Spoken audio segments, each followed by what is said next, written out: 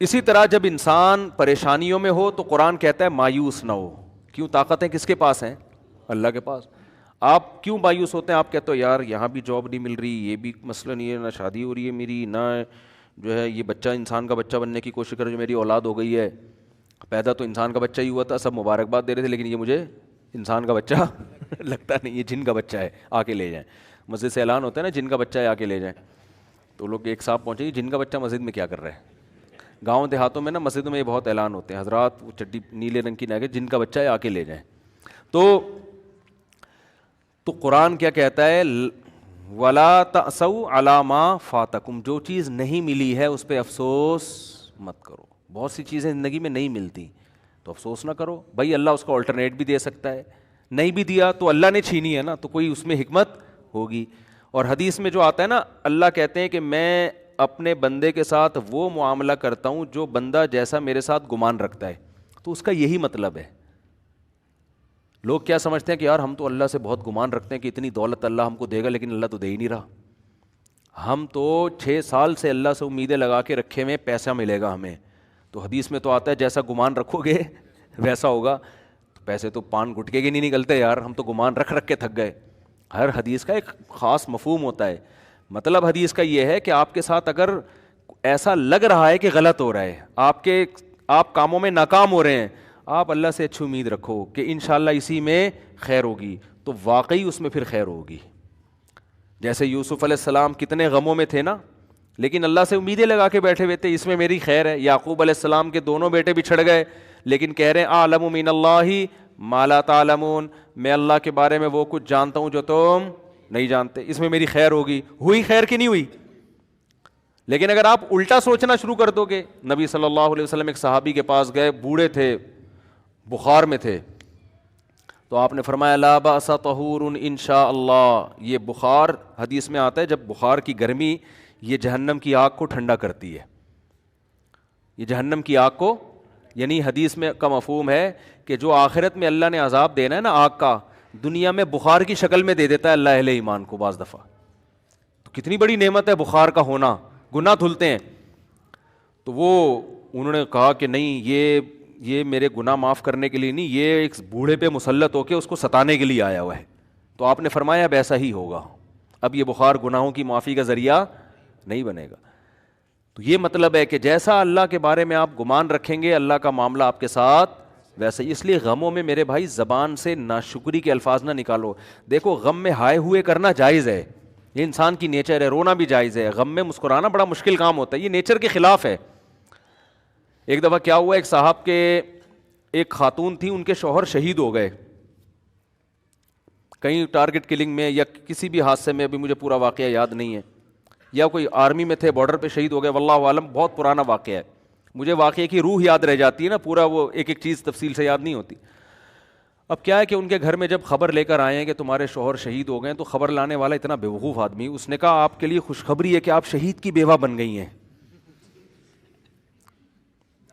اب اس بیچاری کو مجبور کیا مٹھائی کھاؤ اور مٹھائی کھلاؤ, محلے میں مٹھائیاں بٹوائی جا رہی ہیں.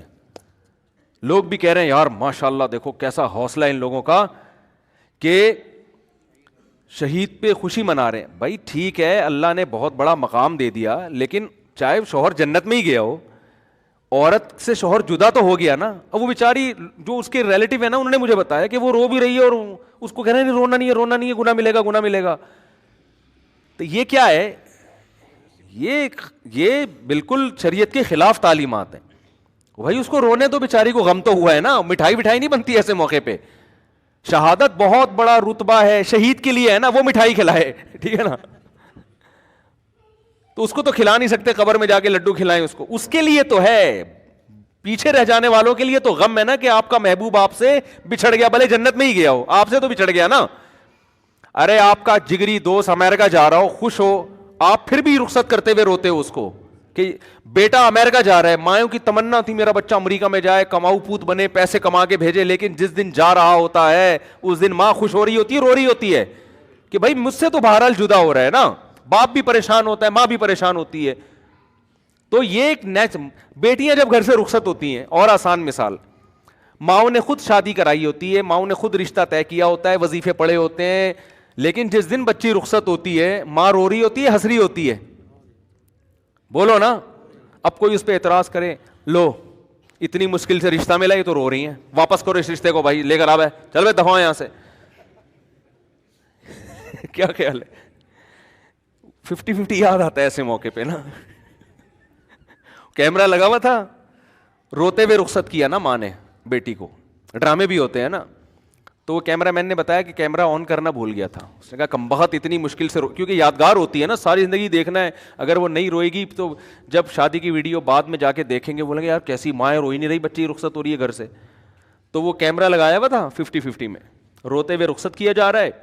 تو جیسے ہی وہ اس نے بتایا وہ سوری آنٹی میں کیمرہ آن کرنا بھول گیا تھا. اس نے کم بخت اتنی مصیبت سے روئی تھی, دوبارہ پورا عمل ریورس ہوا ہے نا, واپس دلہن کو واپس لے کر آؤ, کیمرہ تسلی ہوگی آن ہے, اب رو رو کے رخصت. یہ بھی ہوتا, میتوں میں رو رہے ہوتے ہیں لوگ تکلف میں. خیر, لیکن حقیقت میں بھی ماں باپ اس دن, باپ بھی اکثر روتے ہیں, ماں بھی رو رہی ہوتی ہے, بیٹی گھر سے رخصت ہو رہی ہے. حالانکہ باپ نے بڑی دعائیں مانگی ہوتی ہیں اچھا رشتہ مل جائے, ماں نے بڑی دعائیں مانگی ہوتی ہیں, تلاش کی ہوتے ہیں, لیکن پھر بھی رو رہے ہوتے ہیں. تو ان کے رونے کو دیکھ کے کوئی یہ نہیں کہتا چپ.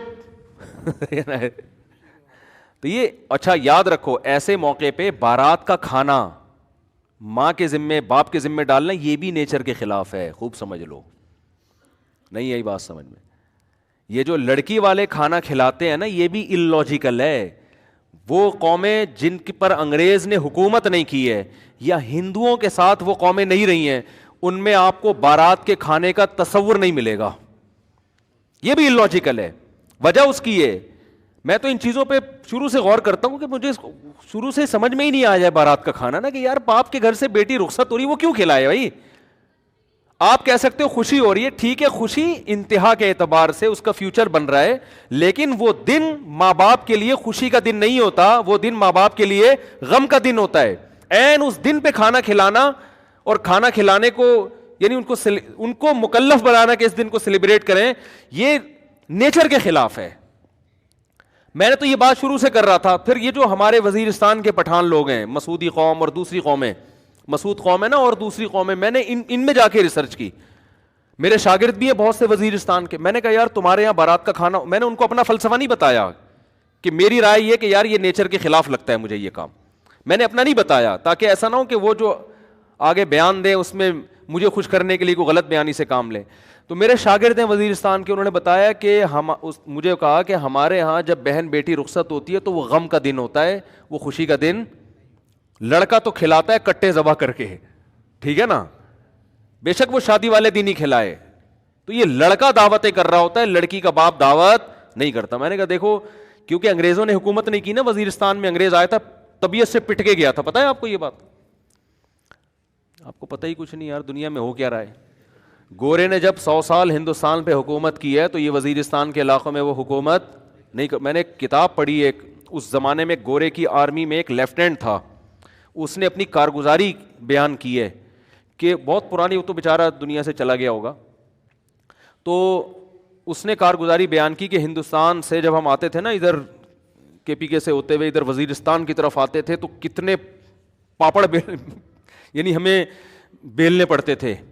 اس نے بتایا کہ ایسی قوم تھی کہ انگریز جہازوں کی بمباری کر کے ان کے گھر گرا رہے ہوتے تھے, پھر بھی تسلیم نہیں ہوتی تھی. یہ پہاڑوں پہ عورتیں بچے اپنے گھروں کو تباہ ہوتے ہوئے دیکھتے تھے مگر ہتھیار نہیں ڈالتے تھے. یہ اس کے الفاظ ہیں لیفٹیننٹ کے, جو میں نے خود پڑھے ہیں, کہ اتنے بہادر لوگ تھے کہ جہازوں کی بمباری ہو رہی ہے, برٹش طیارے آ رہے ہیں, گھروں کو تباہ کر رہے ہیں, کہہ رہے ہیں اپنے گھر کے تباہ ہونے کا تماشا دیکھتے تھے, پہاڑوں پہ عورتیں اور بچوں کو لے جاتے تھے بمباری سے بچنے کے لیے, لیکن یہ ہتھیار ڈال کے تسلیم نہیں ہوتے تھے.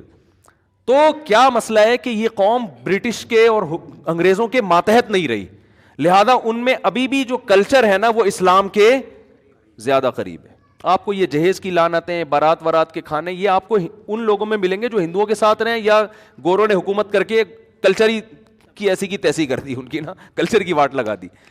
تو آپ کو ان علاقوں میں ابھی بھی نہیں ملے گا.